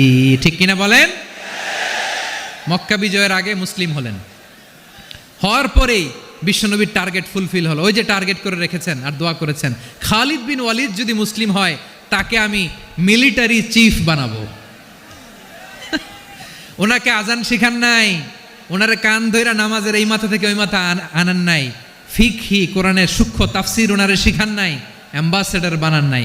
বিষ্ণু ইসলাম উনাকে সামরিক অভিযানে প্রেরণ করেছেন।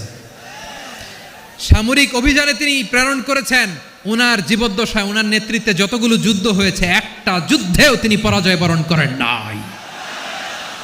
ওমরে ফারুকের সময়কালে তিনি চিফ অফ মুসলিম মিলিটারি মানে মুসলিম সেনাপতি হয়েছেন। তাহলে কিভাবে হিউম্যান রিসোর্স ব্যবহার করতে হয় গোটা বিশ্ব আমার নবীর কাছ থেকে শিখে নাও।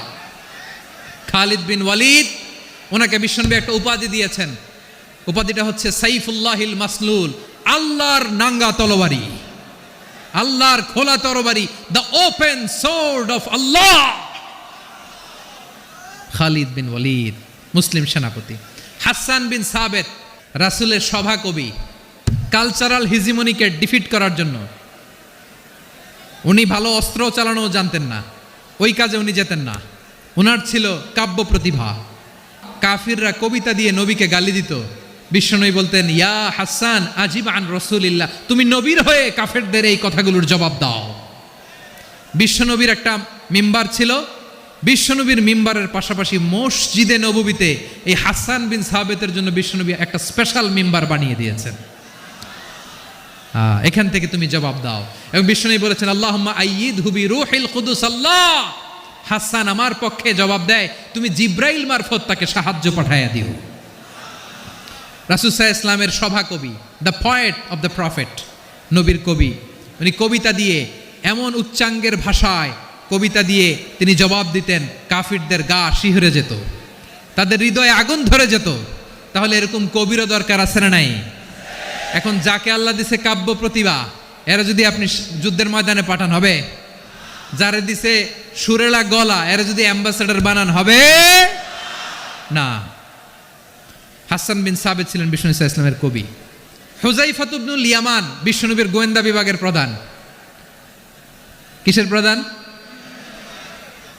হুযায়ফা ইবনুল ইয়ামান। ওনার ছিল ডিটেকটিভ মাইন্ড, ডিটেকটিভ মাইন্ড, গোয়েন্দা বিভাগের প্রধান। এবং উনি হচ্ছেন সাহিবু সিররি রাসূলিল্লাহ, রাসূল সাল্লাল্লাহু আলাইহি ওয়াসাল্লামের গোপন তথ্যের ধারক বাহক। নবীর যেই কথা কেউ জানে না, সব হুযায়ফার পেটের ভিতরে ছিল। সুবহানাল্লাহ পড়েন।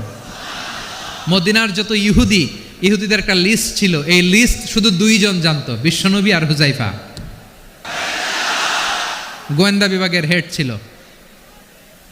খন্দকের যুদ্ধে প্রচন্ড আজকের মতো শৈত্য প্রবাহ, মাটি খনন করতে করতে সাহাবীদের পেটে ক্ষুধা নাই, দাঁড়াইতে পারে না নামাজের জন্য, এত ক্লান্ত, ক্ষুধা, ক্লান্ত, শ্রান্ত। বিশ্বনবী বললেন, কে আছো? এই কঠিন শীত, এই ভয় আর ক্ষুধার মধ্যেও খন্দকের পরীক্ষার টপকে শত্রু শিবিরে যে আমাকে তথ্য দিবা, কে আছো? কারো গায়ে শক্তিই নাই যে দাঁড়াবে, কেউ দাঁড়ায় না। বিশ্বনবী তখন নিজে হুযায়ফাকে ডাক দিলেন, হুযায়ফা, যে আমাকে আজকে শত্রু শিবিরের তথ্য এনে দিবে, সে জান্নাতে আমার মোরাফাকা, আমার সঙ্গী হবে। হুযায়ফা রাদিয়াল্লাহু ইবনুল ইয়ামান জীবনের ঝুঁকি নিয়ে এই ক্ষুধা, শৈত্য প্রবাহ, কোল্ড ওয়েভসকে উপেক্ষা করে পরীক্ষা টপকে শত্রু শিবিরে যে সবার কথাগুলো চুপে চুপে শুনে বিশ্বনবীর দরবারে এসে গোয়েন্দাদের মতো তথ্য সরবরাহ করেছে। বিশ্বনবীর গোয়েন্দা বিভাগের প্রধান হুযায়ফা ইবনুল ইয়ামান ইন্টেলিজেন্স বিভাগ চালাতেন। মুনাফিকদের নাম ওনার কাছে ছিল। মুআয ইবনে জাবাল মদিনা রাষ্ট্রের সবচেয়ে সিনিয়র আমলা ছিলেন। আমলাতন্ত্র চিনেন তো? প্রশাসনিক কাজ যারা চালায়, অ্যাডমিনিস্ট্রেশন বোঝেন না?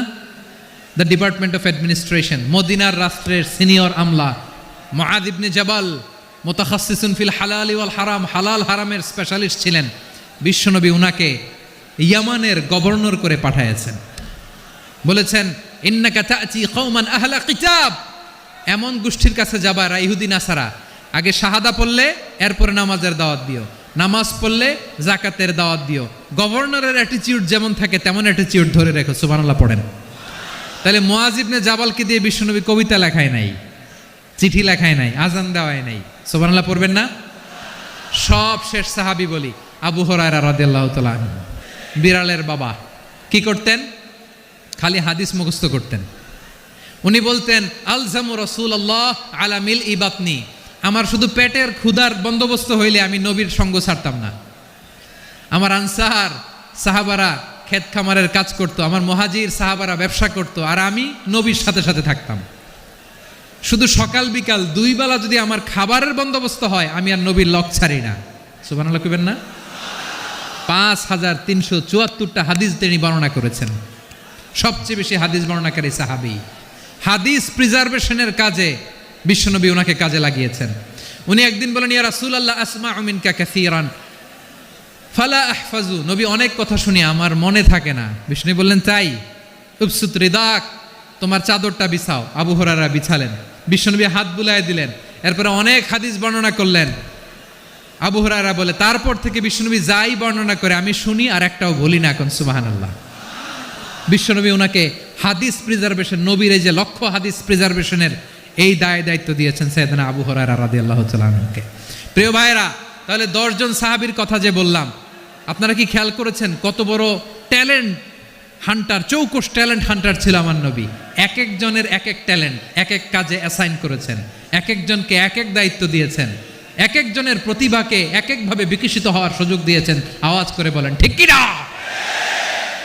এখন আমার পর্দার আড়ালে আমার মায়েরা বলবে, এতগুলো পুরুষ সাহাবীর কথা বললো, নারী সাহাবীরা কি কিছু করে নাই? হ্যাঁ, একজন নারী সাহাবীর কথা বলে মোনাজাত হবে, দোয়া ছাড়া কেউ যাব না। রুফাইদা আল আসলামিয়া রাদিয়াল্লাহু তাআলা আনহা, ওনার বাবার নাম সাআদ আল আসলামি। বিশ্বনবী কি খেয়াল করলেন দেখেন, সাআদ ছিল মদিনার বড় ডাক্তার। এই নারী সাহাবী রুফাইদা বাবার কাছ থেকে চিকিৎসা বিদ্যা শিখেছেন। যখন শিখছে, বিশ্বনবী দেখলেন আমার তো প্রতি সপ্তাহে সপ্তাহে যুদ্ধে আহত সাহাবীদের সেবা দিবে কে? বিশ্বনবী রুফাইদাকে বললেন, রুফাইদা তুমি মসজিদে নববীর পাশে একটা মেডিকেল ক্যাম্প করো। এই যে সাকিনা আদ্দিন মেডিকেলের আমার ছাত্রী বন্ধুরা, শুনে রাখো, তোমাদের আইকন হচ্ছে এই রুফাইদা আল আসলামিয়া। বিশ্বনবীর ডিরেকশন অনুযায়ী তিনি মসজিদে নববীর পাশে একটা মেডিকেল ক্যাম্প করলেন এবং আহত সাহাবাদের চিকিৎসা উনি ওনার টিম নিয়ে দিতেন। বিশ্বনবীর পরামর্শে উনি আনসারি এবং মুহাজির মহিলা সাহাবীদেরকে নিয়ে একটা স্পেশাল মেডিকেল টিম গঠন করলেন।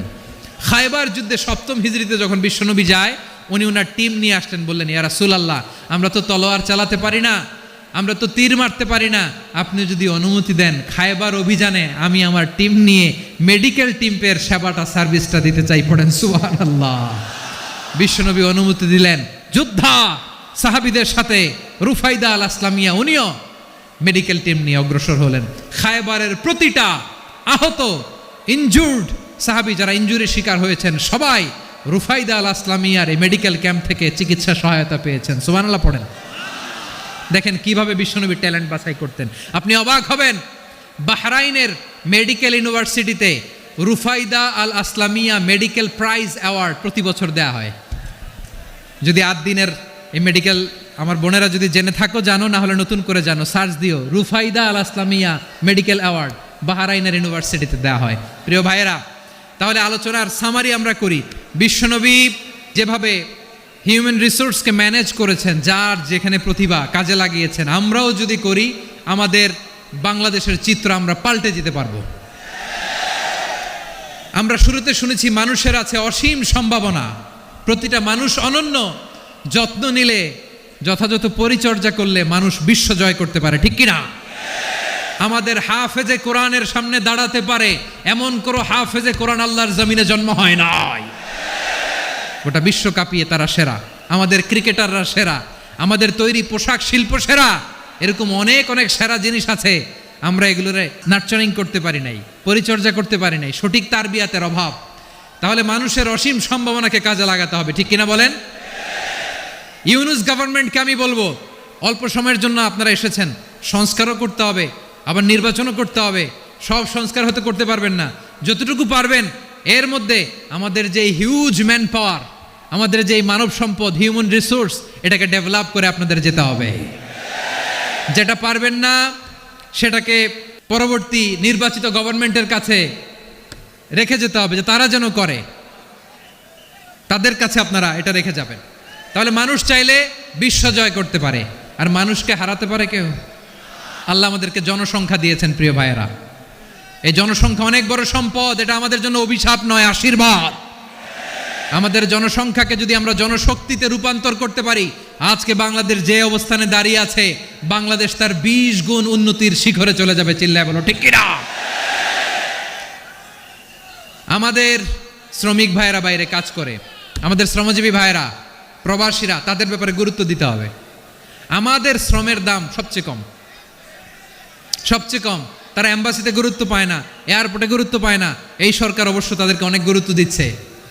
আমাদের অদক্ষ শ্রমিককে যখন আমরা দুবাই পাঠাই, অল্প বেতন পায়, কিন্তু ইন্ডিয়ানরা দক্ষ শ্রমিক পাঠাইলে তার 3 গুণ বেতন পায়। আমরা আমাদের শ্রমিকদেরকে অদক্ষভাবে আর পাঠাতে চাই না, দক্ষ শ্রমিক পাঠিয়ে আমরা রেমিটেন্সের বন্যা বইয়ে দেব। তাদেরকে সবচেয়ে গুরুত্ব দিতে হবে। আমরা পেয়েছি ফ্রিডম ফাইটার, মুক্তিযোদ্ধা, আর আমার প্রবাসী ভাইরা হচ্ছে রেমিটেন্স ফাইটার। জোরে বলো ঠিক কিনা? তাহলে আমাদের এই জনশক্তিকে জনসম্পদে ট্রান্সফর্ম করতে হবে। সরকার জনগণকে এভাবে পলিশ করতে হবে। মা বাবারা ছেলে মেয়েদের মধ্যে কার কোন যোগ্যতা তাকে ওইভাবে কাজে লাগাতে হবে। সবার এ প্লাস পাওয়ার কোনো দরকার নাই। আমাদের দেশে একটা টেন্ডেন্সি আছে, পরীক্ষায় এ প্লাস না পাইলে কই তুই কি করলি, পাশের বাড়ির ছেলে এ প্লাস পাইছে, যা ওর পা ধোয়া পানি খা। খাওয়া নাই, এগুলার খাওয়া নাই। ওরে আল্লাহ এ প্লাস পাওয়ার জন্য বানাইছে, আর আপনার ছেলেকে এই এ প্লাস গুলারে নিয়ন্ত্রণ করার জন্য আল্লাহ বানাইছে। ওকে দিয়ে আল্লাহ কি করবে আপনি জানেনই না। একটা এ প্লাস, একটা এ গ্রেড একটা মানুষের জীবনকে ঠিক করে দিতে পারে না। আপনার ছেলেকে আল্লাহ অন্যদিকে যোগ্যতা দিয়েছে। ওদের মনোবল ভাঙবেন না, খবরদার। যাকে দিয়ে যেটা হবে তাকে দিয়ে সেটা করতে হবে, তার প্রতিভাকে সেভাবে কাজে লাগাতে হবে। তাহলে আমাদের এই জনসংখ্যা জনসম্পদে রূপান্তরিত হবে। আমাদের সরকারের তত্ত্বাবধানে আমাদের 18 কোটি জনগণ দক্ষ জনশক্তিতে রূপান্তরিত হোক। আমরা চাই কি চাই না? আমরা ভালো মানুষ, শ্রেষ্ঠ মানুষ হতে চাই কি চাই না? ওই জাপানিজদের মতো সৎ, ওই ইউরোপিয়ানদের মতো কালচার্ড। আমাদেরকে আল্লাহ তাআলা কোরআন সুন্নাহ অনেক কিছু দিয়েছেন। যেহেতু বর্তমানে আমরা দেখছি তারা সৎ, তাদের মধ্যে ভ্যালিউ আছে, সেগুলো আমাদের মধ্যে আনার দরকার আছে না নাই? আর ইসলাম দিয়ে আমাদের জীবনকে সাজাতে হবে। ইসলাম দিয়ে আমার পরিবারকে সাজাতে হবে। ইসলাম থেকে, কোরআন থেকে প্রেসক্রিপশন না নিলে জীবন সুন্দর হবে না। কোরআন থেকে প্রেসক্রিপশন না নিলে সমাজ সুন্দর হবে না। কোরআনের প্রেসক্রিপশন না মানলে রাষ্ট্র সুন্দর হবে না। কোরআনের প্রেসক্রিপশন অ্যাপ্লাই না করলে শুধু দুর্নীতি দমন কমিশন দিয়ে দুর্নীতি বন্ধ করা যাবে না। এজন্য কোরআনের আইন আমরা চাই কি চাই না? প্রিয় ভাইয়েরা, হিউম্যান রিসোর্স ডেভেলপমেন্ট, মানব সম্পদের উন্নয়ন, আমাদের সরকার যেন এদিকে নজর দেয়। আমরা যেন এই ব্যাপারে যত্নবান হয়ে উঠি। যাকে আল্লাহ যে যোগ্যতা দিয়েছে, এই যোগ্যতা দিয়ে আমরা যেন ইসলামের জন্য, দেশের জন্য কাজ করি। আমরা যেন আমাদের স্কিল ডেভেলপ করি, আমাদের পটেনশিয়ালকে ডেভেলপ করি। মোরালিটি, ভ্যালিউজ নিয়ে শায়েখ আহমদুল্লাহ আলোচনা করেছেন। এগুলো দিয়ে যেন আমরা আমাদেরকে সাজাই। আল্লাহ তাআলা আমাদের দেশকে তুমি নিরাপদ করো, আমরা পড়ি আমিন। আল্লাহ আমার 18 কোটি জনগণকে তুমি জনশক্তিতে রূপান্তরিত করো, আমিন। আল্লাহ আমরা হাতে হাত রেখে, কাঁধে কাঁধ মিলিয়ে, ভাইয়ে ভাইয়ে যেন এই দেশকে গড়তে পারি, আল্লাহ তুমি তৌফিক দান করো, আমরা পড়ি আমিন। শুন, আমরা আমাদের জনসংখ্যাকে জনসম্পদে ট্রান্সফর্ম করি। আমাদের জনসংখ্যাকে আমরা যেন জনশক্তিতে রূপান্তরিত করি। জনসংখ্যাকে ট্রান্সফর্ম করে জনশক্তি দিয়ে আমরা যেন আগামীর বাংলাদেশ, স্বাধীন বাংলাদেশ 2.0-কে গড়ে তুলি। আল্লাহ তাআলা আমাদের সবাইকে কথাগুলো বোঝার, আমল করার তৌফিক দান করুন। হাযা মা ইনদি ওয়াল ইলমু ইনদাল্লাহ আলাইহি তাওয়াক্কালতু ওয়া ইলাইহি উনীব। সুবহানাকাল্লাহুম্মা ওয়া বিহামদিকা আশহাদু আল্লা ইলাহা ইল্লা আনতা